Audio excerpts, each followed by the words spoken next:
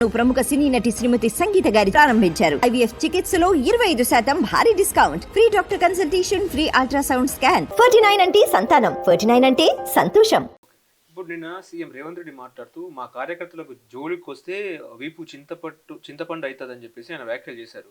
మరి గాంధీ మరి బీఆర్ఎస్లో ఉన్నాడా, కాంగ్రెస్లో ఉన్నాడు, ఆయన ఎక్కడున్నాడు ఏంటి సార్? వాళ్ళేమో తల ఒక మాటలు మాట్లాడుతున్నారు, ఆయన మా పార్టీలో లేరని చెప్పేసి మంత్రి శ్రీధర్ బాబు చెప్పడం, ఆయనేమో మా కాంగ్రెస్ కార్యకర్తలు వెళ్ళి వీపు చింతపండు చేశారని సీఎం అనడం ఏంటి సార్ అసలు? అదే వాళ్ళలో ఒక ఇది పిల్ల చేష్టలు అబ్బాయి రేవంత్ రెడ్డి మొత్తం అంత పిల్ల చేష్టలు, వీధి రౌడీ చేష్టలు, ఆ చిల్లర భాష తప్పితే ఇంకోట్లేదు. నిన్న సన్నాసి అన్నాడు.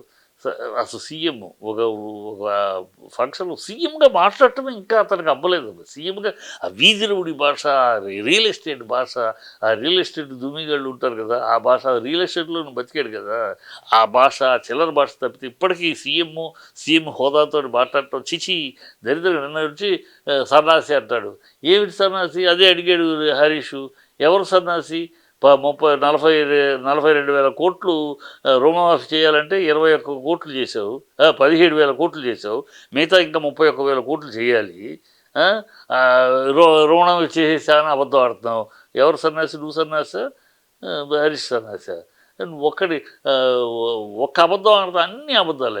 18 టీచర్స్ ఉద్యోగాలు 2018లో నుంచే జరుగుతుంది. ఇవాళ ఈయన వచ్చినా కొత్తగా ట్రాన్స్ఫర్లు చేసామని చెప్పి ఇవ్వలేదంటాడు. బుద్ధి ఉందో? అన్ని అబద్ధాలే, పచ్చి అబద్ధాలు. ప్రజలకు తెలియదా? 2018 నుంచి జరుగుతూనే ఉన్నాయి. ఇవాళ వచ్చి ఈయన వచ్చినాక పుట్టిందని చెప్తాడు. ఏం పిచ్చి అబద్ధాలు? అది ఔటర్ రింగ్ రోడ్డు బీఆర్ఎస్ ఆధ్వర్యంలో అది ఇవ్వటము, అప్లికేషన్ శాంక్షన్ అవ్వటం 22 డిసెంబర్లో కిషన్ రెడ్డి స్టేట్మెంట్ ఇచ్చాడు. కిషన్ రెడ్డి ఇది అప్రూవ్ అయింది, అంగీకారమైంది, దీనికి తగిన నిధులు చేయాలని చేశారు. ఇది ఇవాళ వీళ్ళే సాధించుకొచ్చామని చెప్తారు. ఇది మేము వెళ్ళి నేను వెంకటరెడ్డి తిరిగి తెచ్చా. ఆల్రెడీ శాంక్షన్ అయిపోయిన ఆర్డర్ తీసుకుని సౌత్ రింగ్ రోడ్డుది. ఇవన్నీ పచ్చి అబద్ధాలు. ఈ డ్రామా ఏంటి? అపోజిషన్కి ఇవ్వాలి, హరీష్ రావుకి ఇవ్వాలి. ఎన్నుకున్నారు వాళ్ళు, హరీష్ రావుకి ఇవ్వాలి ఆటోమేటిక్గా.